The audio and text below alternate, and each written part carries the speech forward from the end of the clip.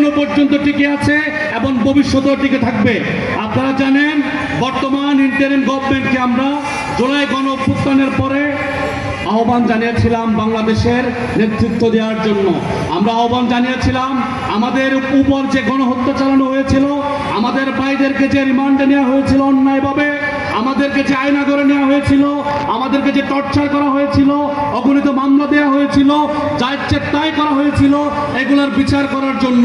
আপনারা জানেন এই ইন্টারিম গভর্নমেন্ট গণহত্যার সে বিচার করতে বারবার ব্যর্থতার পরিচয় দিয়ে যাচ্ছে। আপনারা জানেন আমরা চেয়েছিলাম একটা নতুন ধরনের সংবিধান, যে সংবিধানের বলে বাংলাদেশের কাউকে দাড়ি টুপি খেলা থাকার কারণে, কারো ধর্মীয় পরিচয়ের কারণে, কারো জাতিগত পরিচয়ের কারণে নিপীড়নের শিকার হতে হবে না। আমরা বলেছিলাম বাংলাদেশকে সেকেন্ড রিপাবলিক করতে হবে। আমরা বলেছিলাম এমন একটা বাংলাদেশ আমাদেরকে তৈরি করতে হবে যেটা হবে বাংলাদেশ 2। কিন্তু আপনারা জানেন বর্তমান ইন্টারিম গভর্নমেন্ট আমাদের যে চাওয়া, ওই চাওয়া অনুযায়ী বারবার ফেলিউরের দিকে নিয়ে যাচ্ছে। আপনারা জানেন 5 আগস্টের আজকের দিনে ডক্টর মোহাম্মদ ইউনূস প্রোক্লেমেশনের ঘোষণা দিচ্ছেন। ডক্টর মোহাম্মদ ইউনূস জুলাই সনদের কথা বলছেন।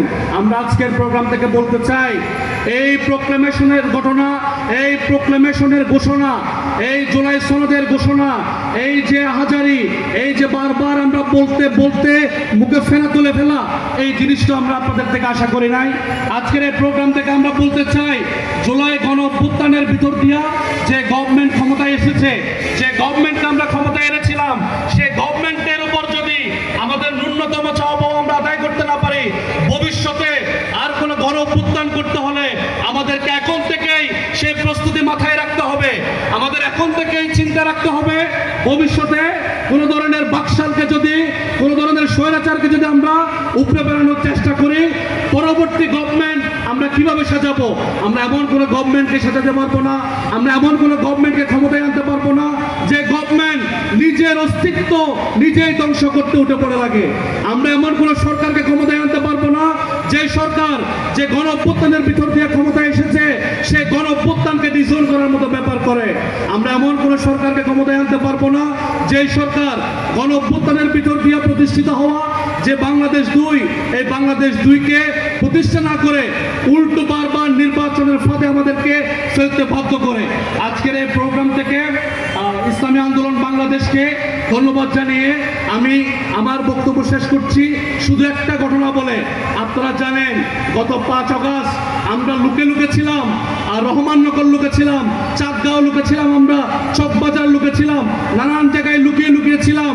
12টার দিকে যখন খবর আসতেছে শেখ হাসিনা পলাইছে, আমরা সবাই সিজদায় অবনত হয়ে গিয়েছিলাম।